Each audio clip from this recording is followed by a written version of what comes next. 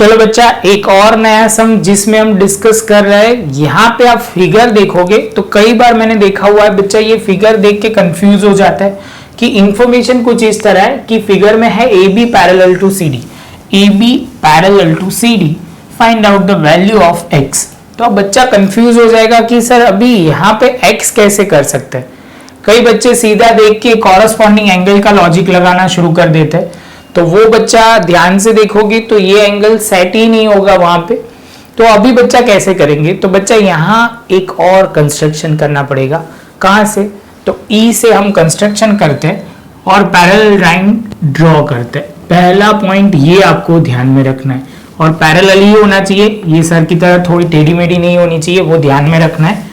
इतना होने के बाद सबसे पहले हम लिखते हैं यहाँ पे कंस्ट्रक्शन फ्रॉम, पॉइंट कौन सा लेना है, from the point E draw parallel line. कैसे ड्रॉ करनी है, तो आप बोलोगे A B parallel to C D parallel to E F. तो मतलब ये तीनों इंटरनली पैरेलल होगी। ये पहला स्टेप है। क्लियर है यहाँ पे पॉइंट। जैसे बच्चा ये पॉइंट क्लियर होता है तो अभी हमें ये एंगल का कुछ हम ध्यान से देखते हैं। ये स्टेप आपको आ गया है तो समझ लो आपका काम खत्म। तो आप बोलोगे सर कैसे करना है, तो देखो ये हमने सी डी ड्रॉ की, यहाँ एक लाइन है और ये हमने ड्रॉ की वो वाली लाइन।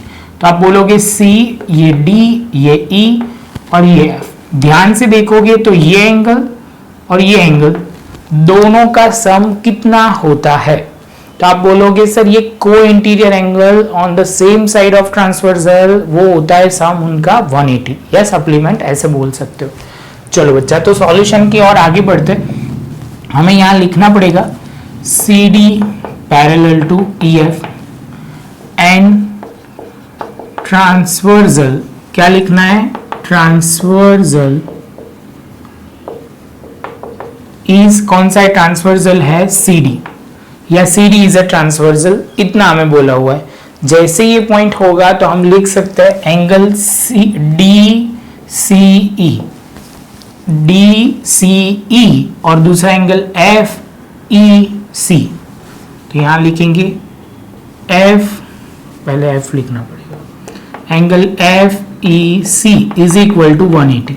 लॉजिक क्या होगा, तो आपको लिखना पड़ेगा co sum of their co interior angle on the same side of a transversal is 180। बच्चा ये लिखना पड़ेगा, आपको ध्यान में रखना है। तो आप बोलोगे सर ये एंगल तो हमें x पता है और ये एंगल जो है F E C is equal to 180, x is equal to 180 minus F E सी।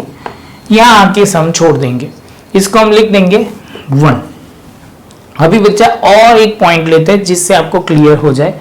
तो यहां पे हमने लिया ए है, यहाँ पे ये ड्रॉ कर दिया, ये ले लिया और ये ले लिया। तो आप बोलोगे सर ये ए है, ये ई है, ये बी है और ये एफ है। तो बच्चा फिर से बोलेगा कि सर हम ये एंगल तो हमें 105 पता है, तो ये एंगल जो है वो पूरा हम ढूंढ सकते हैं। बोलो बच्चा हाँ या ना, तो आप बोलोगे हाँ सर ढूंढ सकते हैं। तो हम लिखेंगे फिर से ए बी पैरेलल टू कौन सा है, ई एफ, और ट्रांसवर्सल क्या करना है, तो आप बोलोगे and A E is a transversal. ये ट्रांसवर्सल है, ये दिया हुआ है। क्लियर। अभी आप बोलोगे सर आगे चलते हैं, तो यहाँ पे जो पॉइंट है वो आप क्या बोलोगे, तो फिर से वही लॉजिक, आप बोलोगे सर ये एंगल बी ए ई, तो हमने लिखा बी ए ई, और जो दूसरा एंगल है एफ ई ए, ध्यान में रखना है ये एंगल बहुत इंपॉर्टेंट है, एफ ई ए। ये एंगल जो बनेगा ना एफ ई ए, ये पूरा एंगल बन जाएगा। ध्यान में रखना ये मेन पॉइंट जो है वही है।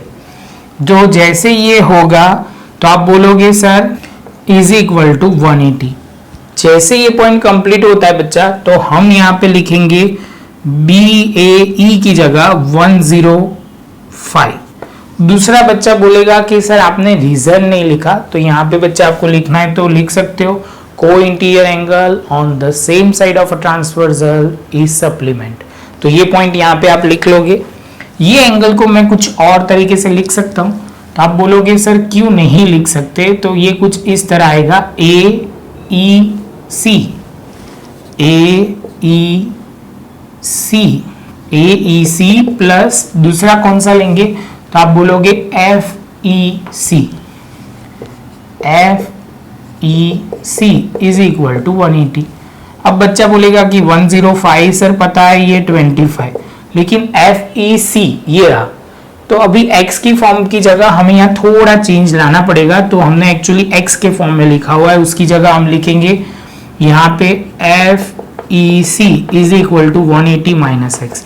ये वाला चेंज क्यों किया, क्योंकि सीधी वैल्यू ही हम रख पाए, इसलिए x के फॉर्म में कोई मतलब नहीं है। तो हमने एफ ई सी जो यहाँ पे ढूंढा था ये वाला स्टेप, इसकी जगह हमने वैल्यू पुट की, तो 180 minus X is equal to 180।